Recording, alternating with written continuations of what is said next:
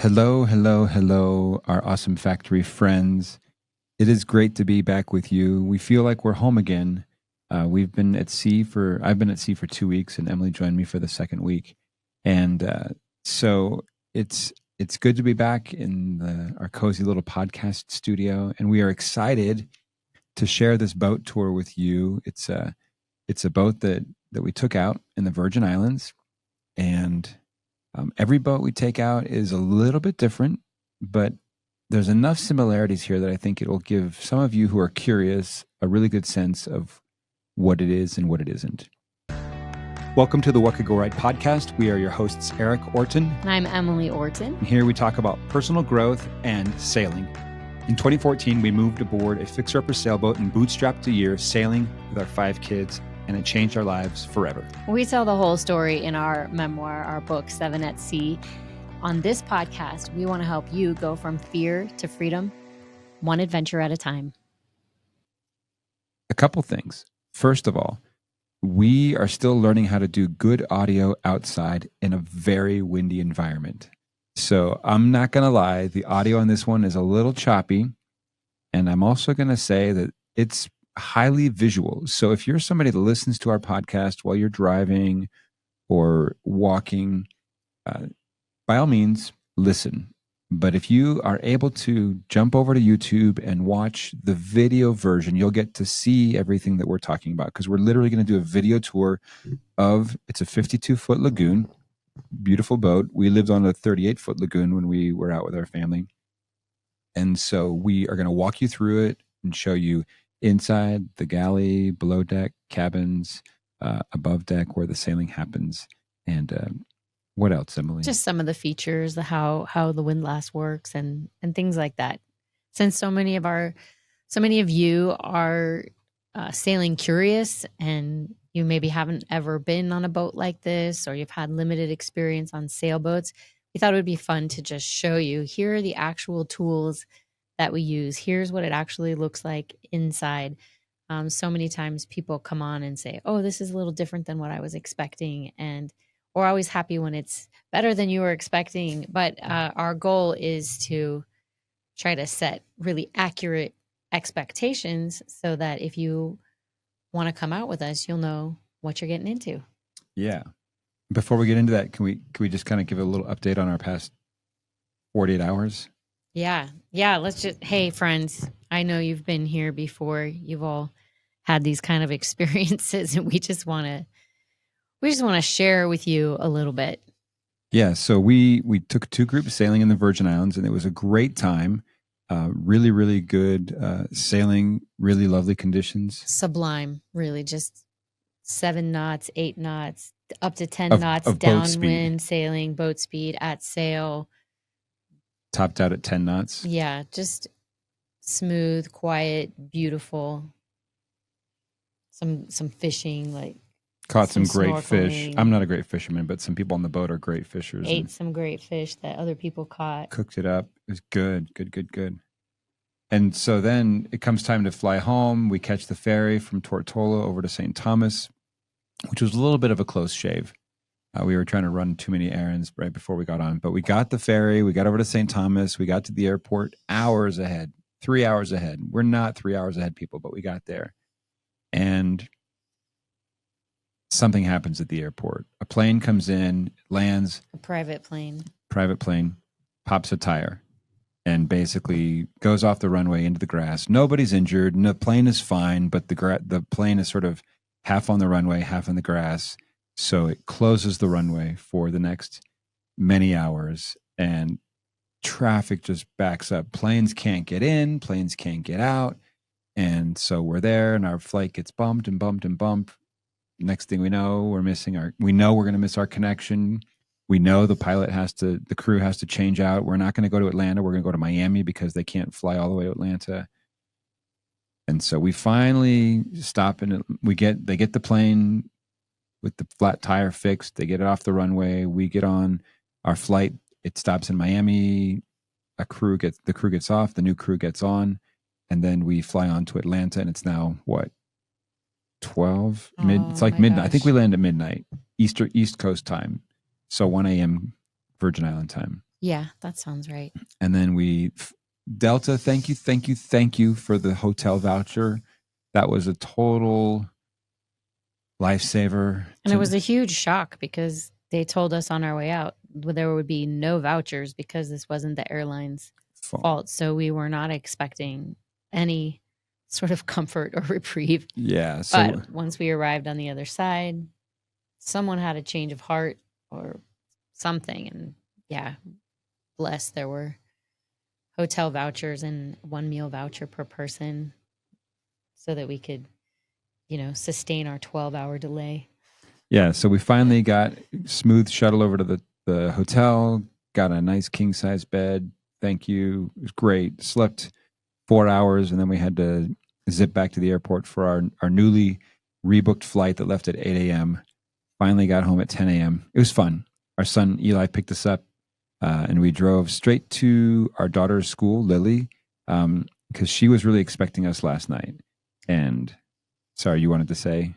Yeah, she was expecting us to arrive at 10 p.m. the night before, and then we arrived 10 p.m. the next day, 10 a.m. the next morning. Yeah, so we just went to school and got to give her a hug. We just dropped in on her class and gave her a hug, and she was happy, and that made my day. That was really fun. That was awesome. That was such a good idea.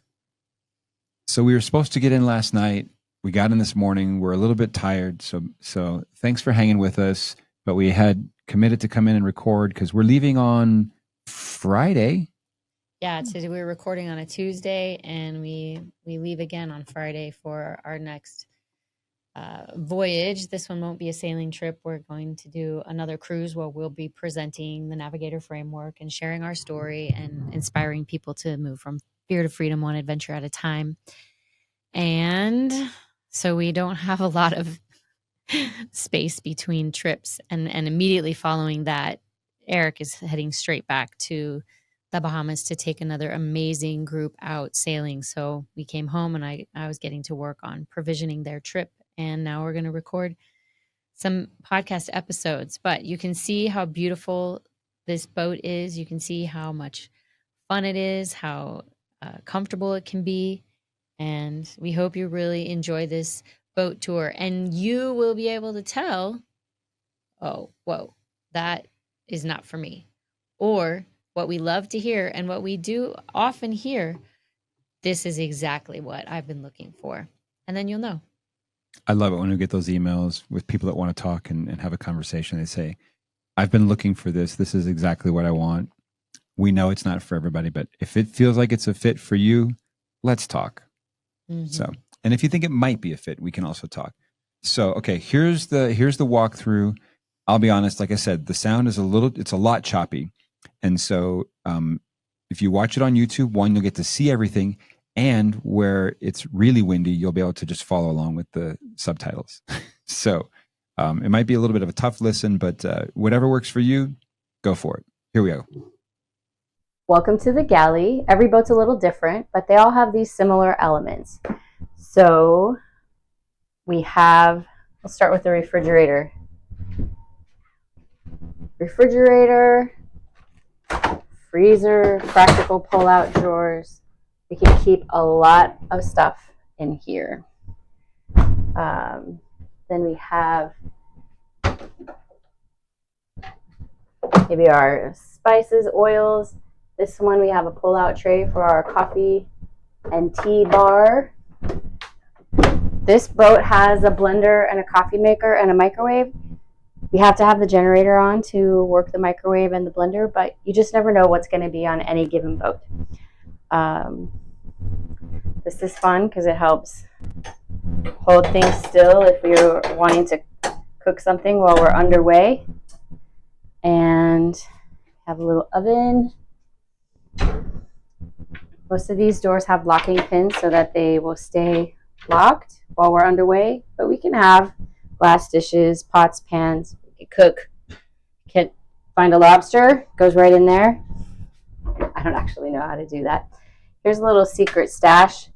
I like to put the beverages up high because they're the heaviest items, and so if you're going to be bending over to get food, you don't want it to be your gallon of water.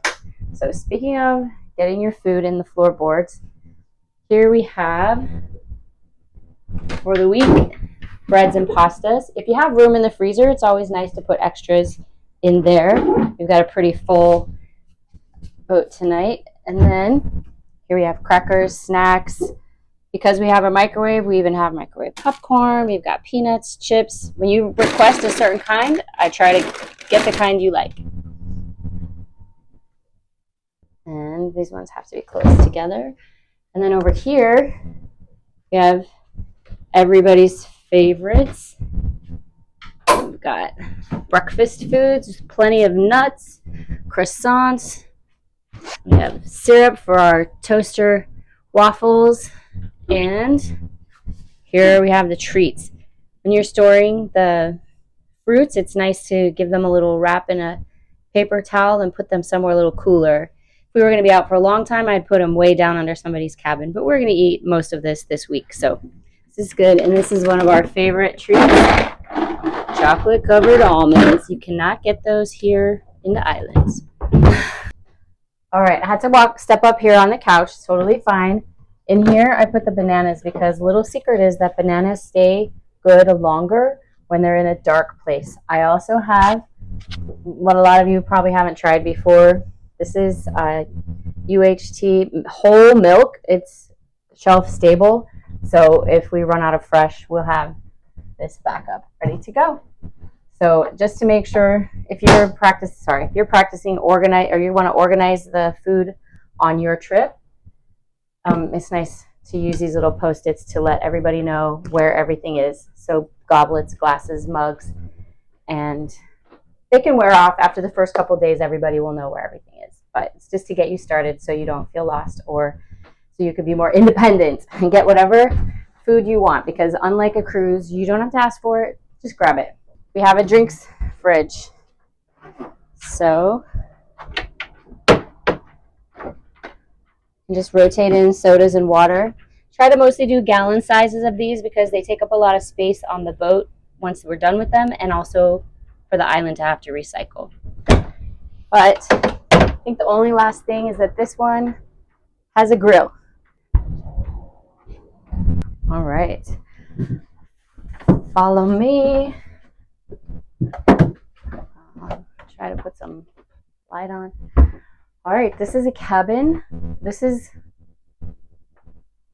a double bed. You have a little side light and a place to store your book or things you like at your end table, and a fan, and then some steps that go up. You don't have to hike up that. Some of the beds are lower down, some of them are higher up. And then you have plenty of storage. Double drawers here. You've got, this does have some life jackets in there, but you also have a mirror and probably more than enough hangers, at least in this cabin. And then we have more storage space. It's like storage for days down here. So plenty of places to keep your stuff. You can open this window. You have a nice view of wherever we are. And then you have the bathroom. In this bathroom, the light is turned on here. Oh yeah, sorry. Yep. You can get inside the mirrors. There's stuff where to put your toiletries to keep it snug while we're traveling, keep it out of your way. Underneath, you have plenty of toilet paper and a little more storage space should you need it. This shower, once you get inside, you can lock it like that to hold the door shut. Every shower is a little different. And then again, another hatch. This removes so you can control where it's going. And then there's hot and cold water, especially if the engine's been running. A little garbage can and a hatch above, and you might be like, I don't want a hatch over me while I'm using the toilet. So you can either put a screen or you can have full privacy. So every bathroom is different. On this particular boat, when you push up, then water comes from the top to fill the bowl, and when you push down, it drains. Easy peasy. I'm going to show you the helm station where the boat gets steered and all the sailing most of the sailing rigging happens.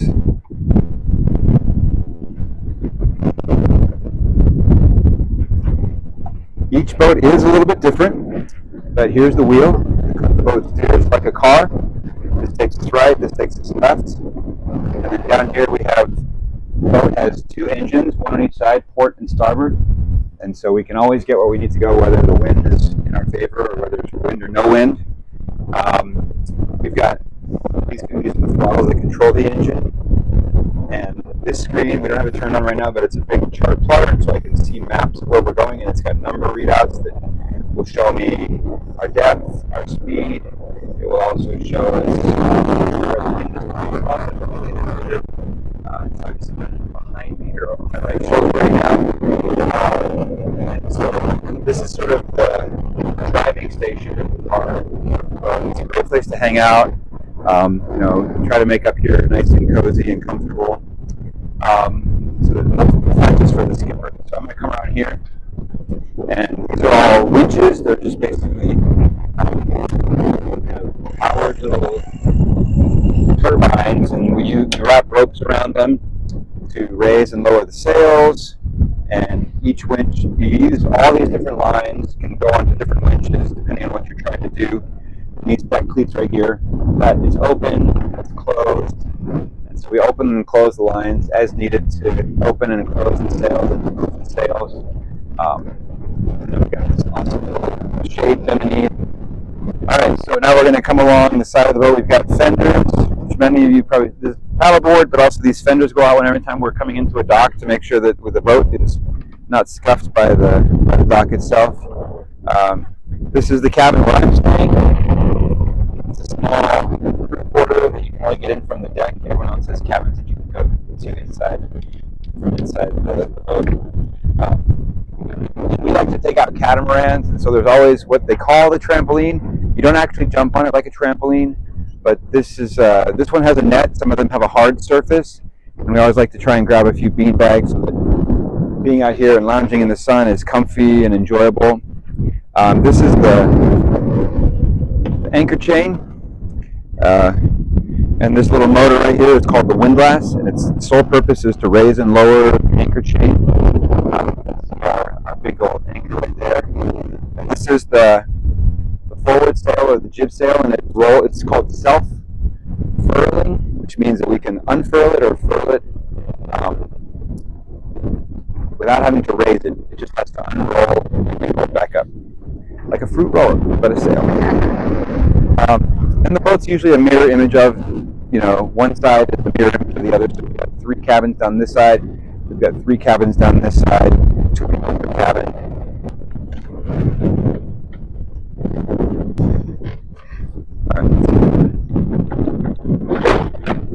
All right. So this is the anchor chain, and basically with this little remote control, I can control whether it goes up or down. And whenever we put out different lengths of anchor, depending on how much depth of water we're anchoring in, because that helps us stabilize the boat as it kind of spins in the wind for the time that we're at anchor. But that'll happen right here. And everybody that comes on our trips, they all help with anchoring the boat. Also, we're on a mooring ball right now, and there's 2 lines, one that comes from each side of the boat. And so everyone that comes out has a chance to help moor the boat or catch this mooring line and then tie the boat off. And the same thing happens when we anchor. There's two sides that need to be attached with this bridle that's dangling down underneath. Maybe a little bit hard to see, but this rope down front, it gets attached to the anchor chain and does the same thing that the mooring lines are doing. But I like to give as many people who want it a chance to drive the boat, steer the boat, raise the sails, lower the sails, catch a mooring ball, anchor, cast us off, all the things. I love to have you guys have a chance to do them, and I'll make sure you know what you're doing and that you succeed and everyone's safe and having fun in the process. But I think that's the overview. Hope you enjoyed that boat tour of this 52-foot lagoon. We hope to bring you more boat tours in the future. And in the meantime, we always love to end by asking, what could go right? Hey guys, it's Erik. Before we sign off, I just want to give you the sailing update For those of you that are interested in sailing with us sooner rather than later, we do have a couple of last minute spots that have opened up. A couple of people have had to shift around. So we're going to be in the British Virgin Islands March 10th through the 15th. This is 2025. And one couple has had to move to another trip. So their loss is your gain. But if you want to come March 10th through the 15th, we do have spots for 2 people, 1 cabin. Also, we're going to be in the Bahamas March 31st through April 5th. We have a couple of cabins open. So if that works for you, we're going to sail in and out of Nassau, sailing the beautiful Exuma Islands. If you want to sail with us a little bit further out on the calendar, June 7th through the 14th, we're going to be in Italy. All these next trips are in Europe, in the Mediterranean. Italy, Naples, beautiful spot, June 7th through the 14th. Greece, sailing out of Athens, July 19th through the 26th. Croatia, a town called Split. We're going to discover it together. I haven't been there before. So August 2nd through the 9th. So you can hop on one of our spring trips to the BVI or the Bahamas, or you can join us in Italy, Greece, or Croatia. Just shoot us an email, hello@theawesomefactory.nyc, or ping us on social media, DM us, and we'd love to hear from you and hopefully welcome you aboard.